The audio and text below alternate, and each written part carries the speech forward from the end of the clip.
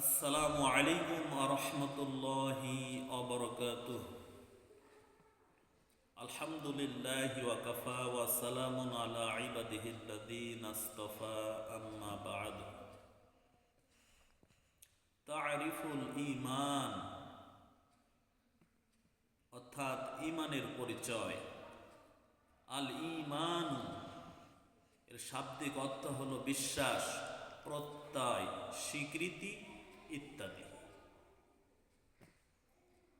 ইসলামী শরীয়তের পরিভাষায় ঈমান বলা হয় আল ঈমানু হুয়াল ইকরারু বিল লিসানি ওয়াত তাসদীকু বিল জিনানি ওয়াল আমালু বিল আরকান।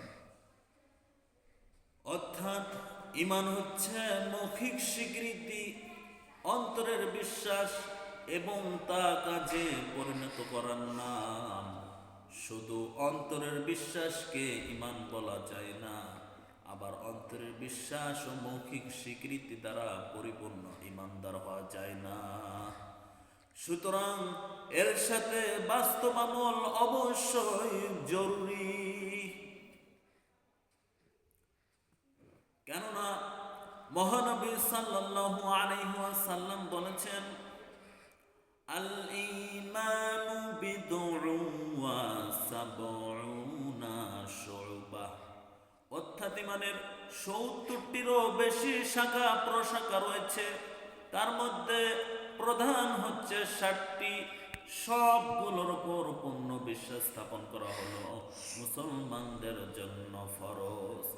ঈমানুন মুফাসসালুন এর আলোকে ঈমানের প্রধান ৬০টি বিষয় হলো আল ঈমানু বিল্লাহ অর্থাৎ আল্লাহর প্রতি ঈমান, আল ঈমানু বিল মালাইকাতি অর্থাৎ ফেরেশতাদের প্রতি ঈমান, আল ঈমানু বিল কুতুবি অর্থাৎ আসমানি কিতাবসমূহের প্রতি ঈমান, আল ঈমানু বির রাসূলি অর্থাৎ নবী রাসূলগণের প্রতি ঈমান, আল ঈমানু বিল ইয়াউমিল আখিরি অর্থাৎ আখিরাতের প্রতি ঈমান, আল ঈমানু বিল কদরি অর্থাৎ তাকদীরের প্রতি ঈমান, আল ঈমানু বিল বা'সি অর্থাৎ মৃত্যুর পর পুনরুত্থানের প্রতি ঈমান। আল্লাহর প্রকৃত বান্দা ও রাসূলের খাঁটি উম্মত হওয়ার জন্য এই ৭টি বিষয়ের প্রতি অবশ্যই ঈমান রাখতে হবে। প্রয়োজন দেখা দিলে ভাষার সাহায্যে ও সত্যর পক্ষে ঘোষণা দেওয়া এবং আল্লাহকে যেহেতু স্রষ্টা পালন করতে বিশ্বাস করেছি, সেজন্য তার প্রতি কৃতজ্ঞতা হিসাবে তার নিষিদ্ধ কাজ বর্জন করে চলা। আমরা ঈমানের বিষয়গুলো মনে প্রাণে বিশ্বাস ও স্বীকার করব, আর সে অনুযায়ী জীবন গড়ব। আল্লাহ পাক আমাদের সবাইকে কবুল করুন, সকলে বলেন আমিন। সুবহানাকাল্লাহুম্মা ওয়া বিহামদিকা আশহাদু আল্লা ইলাহা ইল্লা আনতা আস্তাগফিরুকা ওয়া আতুবু ইলাইক। আসসালামু আলাইকুম ওয়া রাহমাতুল্লাহি ওয়া বারাকাতুহু।